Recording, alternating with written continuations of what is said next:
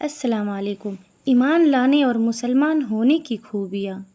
اے بندے، ہم نے آج کے دن تمہارے لیے تمہارے دین کو مکمل کر دیا اور ہم نے تم پر اپنا انعام پورا کر دیا اور ہم سے اسلام کو تمہارا دین مذہب بننے کے لیے ہمیشہ ہمیشہ کو پسند کر لیا۔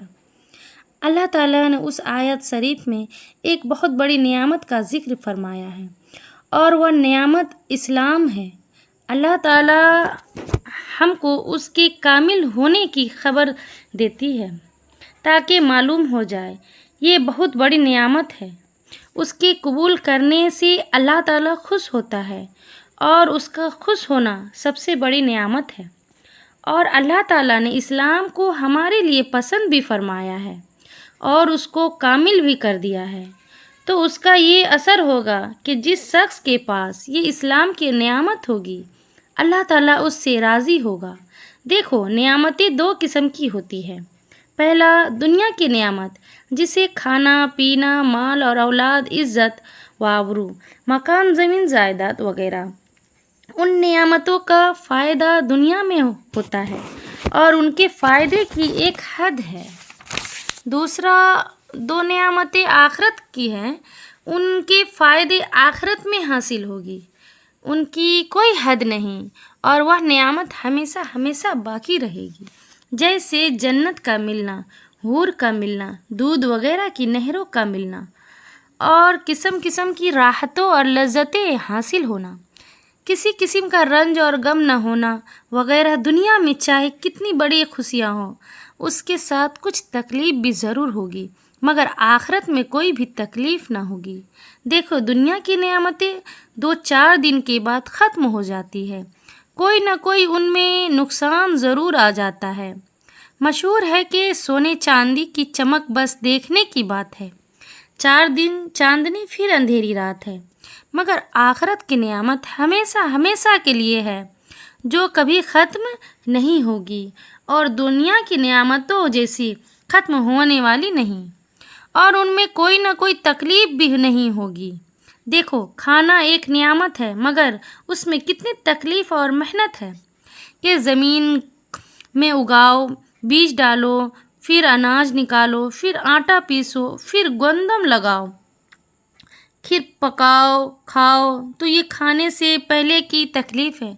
اور کھانا میں ایک اس کے بعد بھی تکلیف ہے۔ مثلاً کبھی مرچ اور نمک زیادہ ہو گئی، کبھی کھانا کچا رہ گیا، کبھی کھانے کے بعد پیٹ میں بوجھ ہو گیا، کبھی قبض ہو گیا، کبھی کچھ آنے لگتے ہیں، یا کوئی مرض ہو گیا، حکیم اور ڈاکٹر کے نسخے آزمائے جاتے ہیں۔ دیکھ لو، دنیا کے کھانے کے لیے کتنی پریشانیاں اٹھانی پڑتی ہے، ایک کھانے میں کتنی تکلیف اٹھانی پڑتی ہے، اسی طرح دنیا کی ہر نعمت کے ساتھ تکلیف بھی لگی ہوئی ہوتی ہے، اور آخرت کی نعمت جب ملے گی تو کبھی ختم نہ ہوگی اور نہ ان میں کوئی تکلیف اور محنت اٹھانی پڑے گی۔ جنت میں خوشی ہی خوشی رہے گی، وہاں جو چاہو گے وہی ہوگا۔ دیکھو، جنت میں کوئی پھل کھانے کو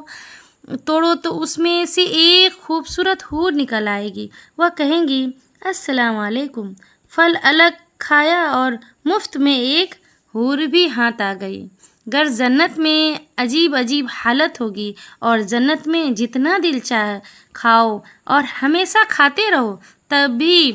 معدہ خراب نہیں ہوگا،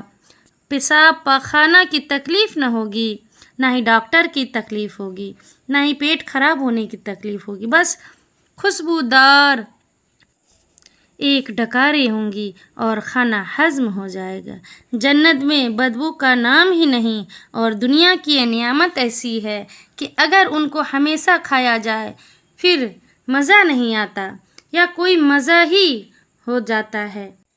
اب خود سمجھ لو کہ دنیا کی نعمت اچھی ہے یا آخرت کی، اور جنت کی نعمت اسلام اور ایمان لانے کے سوا کسی طرح بھی حاصل نہیں ہو سکتی، اور اسلام قبول کرنا، ایمان لانا اور مسلمان ہونا جنت کی نعمتوں کا ملنے کی جڑ ہے، اور وہ نعمتیں بھی ایسی پائیدار ہیں کہ دنیا کی نعمتیں ان کے سامنے خاک بھی نہیں۔ معلوم ہو گیا ہوگا کہ مسلمان ہونا کتنی بڑی نعمت ہے۔